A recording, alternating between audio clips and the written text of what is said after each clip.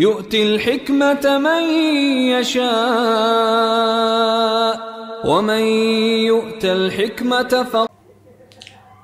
السلام عليكم ورحمة الله وبركاته نحمده ونصلي على رسوله الكريم أما بعد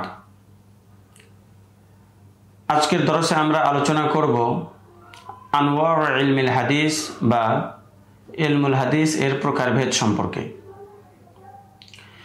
আল্লামা ইবনুল আকফানি রহমাতুল্লাহি আলাইহি তার ইরশাদুল মাকাসিদ গ্রন্থে লেখেন, হাদিস প্রথমত দুই প্রকার, ইলমু রিওয়ায়াতিল হাদিস, ইলমু দিরায়াতিল হাদিস।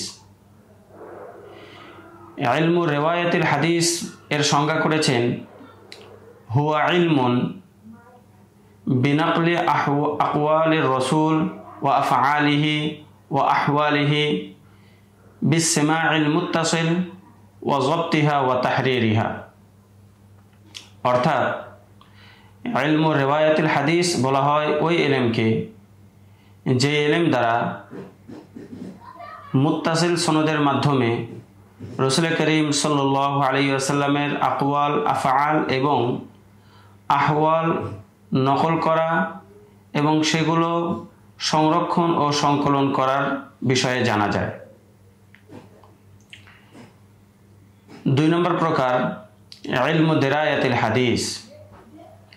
ইলমু দিরায়াতিল হাদিস এর সংজ্ঞা করেছেন এভাবে, হুয়া ইলমুন ইউতাআররাফু বিহি আনওয়াউর রিওয়ায়াতি ওয়া আহকামুহা ওয়া শুরুতুর রুওয়াতি ওয়া আসনাফুল মারউইয়াত ওয়া ইস্তিখরাজু মাআনিহা।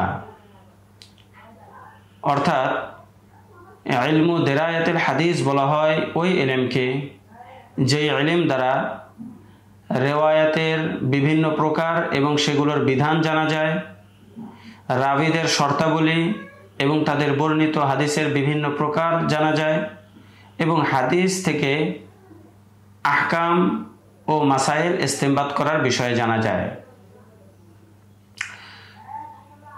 এই দুইটি সংজ্ঞার আলোকে আমরা বুঝতে পারি যে একটি হাদিস কোন কিতাবে কোন রাবী থেকে কোন শব্দে বর্ণিত রয়েছে এ সম্পর্কে আলোচনা করা হয় ইলমু রিওয়ায়াতিল হাদিস এর মধ্যে। আর কোনো হাদিস সম্পর্কে এটা জানা যে হাদিসটি খবরে ওয়াহিদ নাকি মাশহুর, সহিহ নাকি জয়ীফ, মুত্তাসিল নাকি মুনকাতি, হাদিসের বর্ণনাকারী সিকা নাকি গায়রে সিকা, এবং হাদিস এর মধ্যে হাদিস থেকে কী কী হুকুম বের হয় সেগুলোর মধ্যে কোনো তাআরুজ আছে কি না, তাআরুজ থাকলে সেটা দূর করার পদ্ধতি কি, এই সমস্ত আলোচনা ইলমু দিরায়াতিল হাদিস সংক্রান্ত। এখন একটি বিষয়ে আসি যে ইলমু দিরায়াতিল হাদিস এবং ইলমু উসুলিল হাদিস দুইটা সমার্থবোধক নাকি ভিন্ন ভিন্ন। এ সম্পর্কে আল্লামা শাব্বির আহমদ উসমানী রহমাতুল্লাহি আলাইহি মুকদ্দমায়ে ফাতহুল মুলহিম এর মধ্যে এবং শাইখুল হাদিস হযরত মাওলানা জাকারিয়া রহমাতুল্লাহি আলাইহি আওজাজুল মাসালিক গ্রন্থে বলেন, ইলমু উসুলিল হাদিস এবং ইলমু দিরায়াতুল হাদিস এই দুইটা মুতারাদেফ বা সমার্থক, দুইটা একই জিনিস। কিন্তু এই সম্পর্কে সর্বাধিক বিশুদ্ধ কথা হলো যে ইলমু দিরায়াতুল হাদিস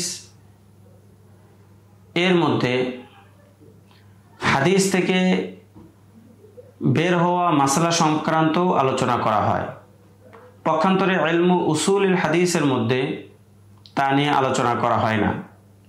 এজন্য এই কথা বলা যায় যে ইলমু দিরায়াতুল হাদিস মূলত দুই প্রকার, ইলমু উসুলিল হাদিস যার মধ্যে হাদিসের সনদ এবং মতন সম্পর্কে আলোচনা করা হয়। 2 নম্বর ইলমু ফিকহিল হাদিস, যার মধ্যে আলোচনা করা হয় হাদিস থেকে বের হওয়া মাসাইল সম্পর্কে। ومن يؤت الحكمة فقد أوتي خيرا كثيرا وما يذكر إلا أولو الألباب